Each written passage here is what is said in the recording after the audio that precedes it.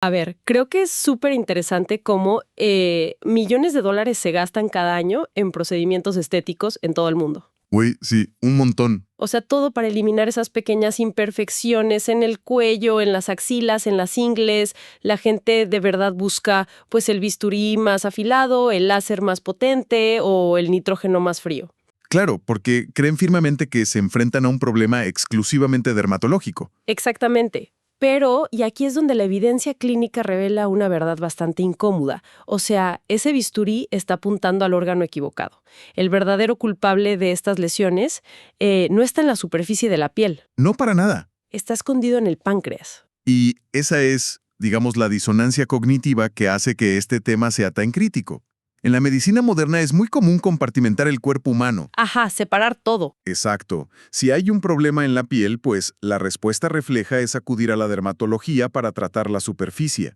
Sin embargo, en esta inmersión de hoy, nos vemos obligados a conectar sistemas que parecen súper distantes. Totalmente. Porque, a ver, en nuestras exploraciones anteriores sobre salud metabólica, hemos detallado lo que ocurre en el interior del cuerpo, ¿no? En esa especie de caja negra vascular y hepática. Sí, sí, Pero hoy, el enfoque cambia hacia lo que ocurre cuando ese entorno interno se vuelve tan insostenible, tan tóxico, que el cuerpo pues ya no puede ocultar el daño. empieza a gritar literalmente. Exacto. Comienza a enviar señales de auxilio visuales proyectándolas directamente sobre la piel. Y esa es justamente la misión de este análisis profundo. Queremos descifrar ese lenguaje de emergencia. Sí, el objetivo es que al finalizar esta sesión, quienes nos escuchan de verdad comprendan la biología subyacente de estas lesiones. O sea, que dejen de buscar soluciones superficiales para un problema que es totalmente sistémico. Claro. Y para lograr esto, estamos analizando una serie de documentos clínicos sobre lo que médicamente se conoce como acrocordones. Que son esas famosas verruguitas, ¿no? Esas meras. Esas verruguitas de color carne o marrón y su inseparable compañera que es la acanthosis nigricans. Híjole, sí. Que es ese engrasamiento y oscurecimiento de la piel que muchas veces parece suciedad. Y es súper frustrante porque no desaparece por más que la persona intente tallar la zona en la regadera. Y es que el choque de realidad que los pacientes experimentan en el consultorio frente a estos síntomas es fascinante desde una perspectiva sociológica. Hay una frustración inmensa, porque estas marcas afectan muchísimo la autoimagen. Sí, claro, te ves al espejo y no te gusta. Exacto. Y la primera reacción siempre es buscar una causa externa. Surgen todos estos mitos populares que responsabilizan a la edad o al uso de cadenas y collares pesados. O a la fricción de la camisa, ¿no? Ándale, la fricción constante del cuello de una camisa ajustada, pero la literatura médica desmiente categóricamente esta causalidad mecánica. O sea, no es por la ropa. No, la fricción puede irritar un acrocordón que ya existe, por supuesto, pero jamás es la génesis de la estructura tisular. Ok, vamos a desempacar esto porque quienes siguen de cerca la ciencia metabólica en nuestra comunidad saben que el cuerpo humano rara vez hace las cosas por accidente. Totalmente. O sea, si el tejido está creciendo, es porque hay una orden. Pero el salto conceptual aquí está cañón. Alguien va al consultorio, señala su cuello y pues pide una crema mágica. Una crema que solucione todo de tajo. Exacto. Y si observamos la fisiología real, tratar de resolver esto con una crema es exactamente igual a, imagínate, escuchar la alarma de incendios de un edificio, buscar una escalera y quitarle las baterías al detector de humo. En lugar de buscar el fuego. Exacto, en lugar de buscar dónde demonios está el fuego. O sea, se apaga el ruido molesto, el cuello se ve limpio momentáneamente, pero la estructura entera se sigue quemando por dentro. Esa analogía funciona perfecto. Pero, desde la patología celular, la realidad es todavía más agresiva. Quitar la batería apaga el ruido, pero en el caso de los acrocordones, la alarma en sí misma es el daño filtrándose hacia el exterior. ¡Wow! O sea, no es solo un aviso. No, no es un aviso pasivo. Es la manifestación física de un entorno hiperinsulinémico. Lo que resulta crucial entender aquí es, digamos, la línea de tiempo metabólica. Mucho antes de que un examen de sangre en ayunas muestre niveles de glucosa fuera de rango, y décadas antes de que un médico pronuncie la palabra diabetes tipo 2, el organismo ya está librando una batalla silenciosa. Híjole, décadas antes. Décadas. El páncreas está trabajando a marchas forzadas para mantener esa glucosa bajo control, bombeando niveles exorbitantes de insulina. Y la piel lo resiente. Claro, al ser el órgano de mayor extensión, la piel simplemente se convierte en el lienzo donde este estrés crónico, esta resistencia a la insulina temprana, se hace completamente visible. Ok, pero a ver, si la biología celular nos demuestra que este crecimiento viene desde adentro, la pregunta inevitable es, ¿cómo ocurre la traducción de la señal? Esa es la pregunta del millón. Porque aquí es donde la ciencia de verdad exige profundidad. Quienes conocen las bases de la nutrición en nuestra comunidad entienden que la insulina es la principal hormona de almacenamiento. Así es. O sea, recoge la energía en forma de glucosa y la guarda en las células, o la convierte en grasa si hay un exceso. Pero aquí es donde se pone realmente interesante, y te quiero preguntar esto. Siempre hemos pensado en la insulina como un simple chofer que lleva el azúcar a las células. Pero me estás diciendo que en realidad puede actuar como un fertilizante descontrolado. O sea, ¿cómo pasa de ser un gestor a construir tejido nuevo en el cuello? Parecen dos trabajos súper distintos. Y lo son, definitivamente, pero comparten una raíz molecular. Y esa es la gran limitación de la educación básica en salud que recibimos. Se nos enseña que la insulina solo regula el azúcar, y punto. Ajá, que solo baja el azúcar en sangre. Exacto. Pero la insulina es, por definición, una hormona anabólica sistémica. Y el término anabólico implica síntesis, implica crecimiento y proliferación celular. Crear cosas nuevas. Así es, cuando existe una hiperinsulinemia crónica, que normalmente es causada por el consumo constante de alimentos ultraprocesados, este picoteo incesante del que siempre hablamos, y la falta de saciedad real, El estar comiendo todo el día. es somero, pues el torrente sanguíneo está inundado de insulina las 24 horas del día. Ya no hay picos y valles normales, hay un nivel basal que está constantemente elevado. Una inundación permanente que alcanza a cada capilar del cuerpo. Exactamente. Y esa inundación eventualmente satura la piel. A nivel celular, resulta que la estructura química de la insulina guarda una similitud tremenda, una homología estructural con otra hormona. A ver, Se llama IGF-1, que es el factor de crecimiento similar a la insulina tipo 1. Este IGF-1 es el principal motor de crecimiento tisular en el cuerpo humano. ok, entonces se parecen muchísimo químicamente. Muchísimo. En condiciones normales de salud, pues la insulina se une a sus propios receptores y el IGF-1 se une a los suyos. Cada quien en su carril. Claro. Pero cuando la concentración de insulina es masiva y sostenida, ocurre un fenómeno de reactividad cruzada. Ah, claro. Se produce una confusión en los receptores porque hay demasiadas moléculas dando vueltas. Así es. La insulina en exceso comienza a desbordarse y literalmente empieza a unirse a los receptores de IGF-1 que están presentes en la superficie de la piel. ¡Qué locura! Sí, y específicamente impacta sobre dos tipos de células. Los queratinocitos, que forman la capa externa, y los fibroblastos, que forman la estructura de soporte debajo. Ajá. Al unirse estos receptores, la insulina deja de actuar como un gestor de energía y comienza a actuar como un fertilizante de alto octanaje. Le envía una señal directa al núcleo de estas células de la piel con una orden que es innegociable. Les dice, multiplíquense y crezcan aceleradamente. ¡Wow! Ese detalle sobre los queratinocitos y los fibroblastos cambia por completo la perspectiva de esto. Totalmente. O sea, no estamos hablando de una inflamación pasiva o de que la cadena del cuello te irritó. La piel está recibiendo instrucciones genéticas directas, un bombardeo hormonal para ensamblar tejido nuevo. Así de crudo. Es un tejido nuevo. Y ese crecimiento celular descontrolado es lo que empuja el tejido hacia afuera, formando el acrocordón, o engrosa la capa superficial y crea esa textura aterciopelada y oscura de la Acanthosis nigricans. Exactamente. Es pura multiplicación celular. Pero a ver, tengo una duda lógica aquí. Si esta insulina está circulando por todo el cuerpo, en cada rincón, ¿por qué este fertilizante hace brotar estas lesiones específicamente en el cuello, en las axilas o en la ingle? O sea, ¿por qué no te salen en medio de la frente o en el antebrazo? Esa es una excelente observación topográfica, y la respuesta reside en la densidad de los receptores y en el microambiente de la piel misma. Ok. Estas zonas de pliegues, que médicamente conocemos como áreas intertriginosas, poseen una mayor concentración basal de receptores de factores de crecimiento, de forma natural. Ah, ¿tienen más receptores ahí? Sí, y además el ambiente cálido y ligeramente húmedo de los pliegues acelera el metabolismo celular local. Entonces, cuando este fertilizante de insulina inunda el sistema, estas áreas que ya están predispuestas a renovarse rápido responden de una manera mucho más explosiva a la señalización anabólica, que digamos la piel estirada y expuesta de un antebrazo. O sea, tienen el clima perfecto y los receptores listos. Exacto, son el terreno ideal para ese crecimiento. Entiendo.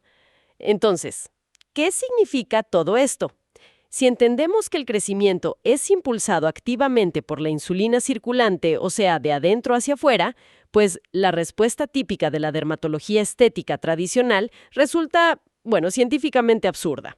Es que lo es. Es completamente reactiva. Porque el protocolo clínico habitual ante un paciente con acrocordones es aplicar frío extremo con nitrógeno líquido o directamente electrocauterizar la lesión. Sí, quemarlo. Exacto. Huele a piel quemada en el consultorio, te ponen un vendaje, el paciente paga y se va a su casa creyendo que el problema ya se resolvió. Pero los estudios que estamos analizando hoy muestran que la tasa de recurrencia es abrumadora. Es altísima. A los 6 meses, las lesiones reaparecen y muchas veces en mayor número o diseminadas por áreas cercanas. Y es que, si conectamos esto con el panorama general, la reaparición es una certeza biológica. El abordaje quirúrgico o estético en este contexto opera bajo una ilusión médica gigantesca. Una ilusión de que curaste algo. Exacto. Se está tratando el síntoma final en la cadena fisiológica, ignorando por completo el entorno bioquímico.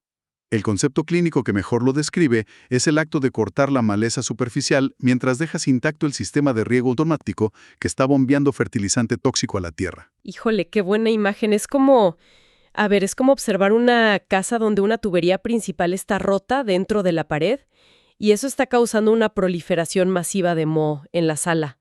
Ándale, tal cual. La solución que ofrece esta medicina compartimentalizada sería contratar a un pintor para raspar el moho y ponerle 3 capas de pintura blanca, carísima. Y se va a ver precioso. Visualmente el problema desaparece por un mes, la sala se ve prístina, pero la fuga de agua a alta presión sigue activa detrás de los ladrillos. Y el agua va a salir. No solo el moho va a regresar con más fuerza, atravesando la pintura nueva, sino que mientras el paciente ignora la pared creyendo que ya la arregló, el agua estancada comienza a pudrir los cimientos de la casa entera. Esa distinción sobre los cimientos es el núcleo de nuestro análisis de hoy.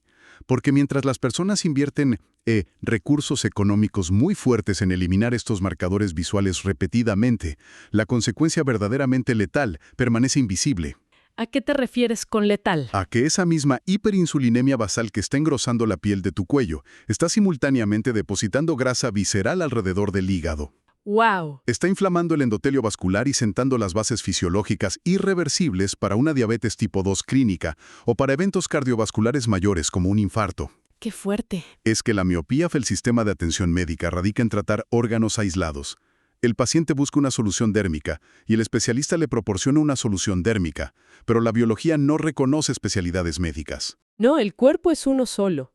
Y esto marca el punto de inflexión en nuestro análisis. Porque si la medicina estética falla estrepitosamente a largo plazo al ignorar la raíz, la única vía de escape real es abordar la química del cuerpo de frente. De raíz. Aquí es donde entra el concepto de soberanía biológica, que es este término padrísimo que la literatura reciente utiliza para describir, la recuperación del control sobre los propios procesos celulares. Sí, retomar el control de tu cuerpo. Y para lograr esto, los documentos presentan las bases de lo que llaman el protocolo activo vital, que, ojo, no es una crema ni un procedimiento.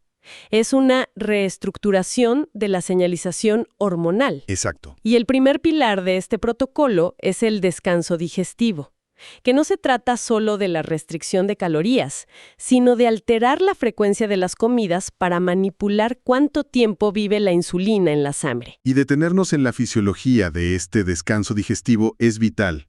Esto plantea una pregunta importante sobre cómo vivimos hoy. Durante décadas, el dogma nutricional nos sugirió que el ser humano debía comer 5 o 6 veces al día, ¿te acuerdas? Uy, sí, que para mantener el metabolismo acelerado. Exactamente.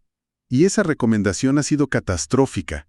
Cada ingesta, sin importar qué tan pequeña sea, provoca una respuesta insulínica por parte del páncreas. Y la insulina tiene una tasa de aclaramiento específica. Tarda horas en volver a una línea base verdaderamente baja. O sea, no baja inmediatamente después de comer. Para nada. Si hay un consumo constante de alimentos, ya sabes, un café con leche a media mañana, unas galletitas por la tarde, un puñado de nueces, El famoso picoteo. ese mero. El sistema nunca experimenta una reducción profunda de la hormona. El páncreas nunca entra en fase de reposo. Limitarse a 2 o 3 comidas de verdad saciantes y espaciadas permite que durante las horas de ayuno estructurado, los niveles de insulina caigan por debajo del umbral de proliferación celular. Ah, o sea, le cortas el suministro al tejido. Literalmente, se le corta el suministro de fertilizante a la piel y a los órganos internos. Lo cual nos lleva directamente a qué es exactamente lo que debe conformar esas 2 o 3 comidas saciantes. Porque el segundo pilar es la sustitución de grasas, y este es un territorio lleno de controversias. Uy, sí, bastante. La instrucción clara de las fuentes es eliminar de tajo los aceites de semillas industriales, y hay que entender el por qué. Mucha gente, y me incluyo en su momento, cocina con aceite de canola, de soya o de cártamo pensando que son opciones saludables para el corazón. Porque eso nos vendieron. Sin embargo, estos aceites son increíblemente ricos en ácido linoleico, que es un ácido graso omega 6 que por su estructura y cómo lo extraen a altísimas temperaturas en las fábricas, es súper inestable y propenso a la oxidación. Es que el mecanismo de daño celular de estos aceites es directo.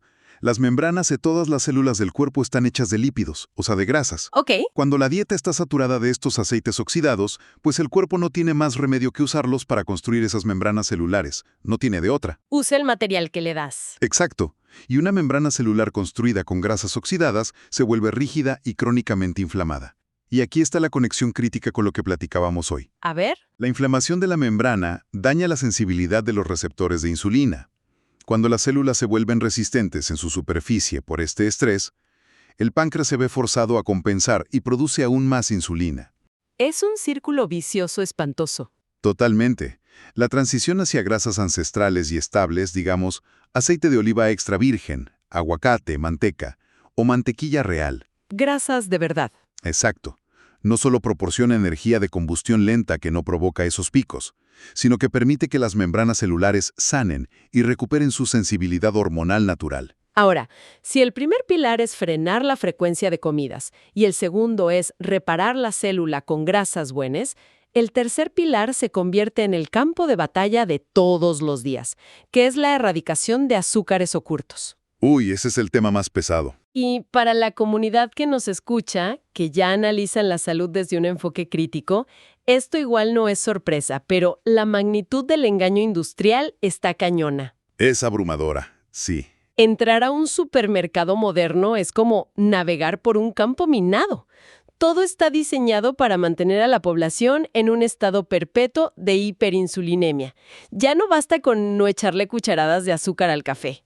No, eso ya quedó en el pasado. La industria alimentaria utiliza decenas de nombres alternativos súper difíciles de pronunciar para camuflar el azúcar en productos que hasta te venden con etiquetas de bienestar o productos light avalados por asociaciones médicas. Y ese camuflaje es una estrategia deliberada, no es accidente. Componentes como la maltodextrina, por ejemplo. Ay, la maltodextrina está en todos lados. En todos lados. Y tiene un índice glucémico superior al del azúcar de mesa tradicional, pero se usa como espesante en productos que aparentemente son inofensivos o incluso salados, un aderezo, por ejemplo. Sí, te comes una ensalada y va llena de azúcar. Exacto.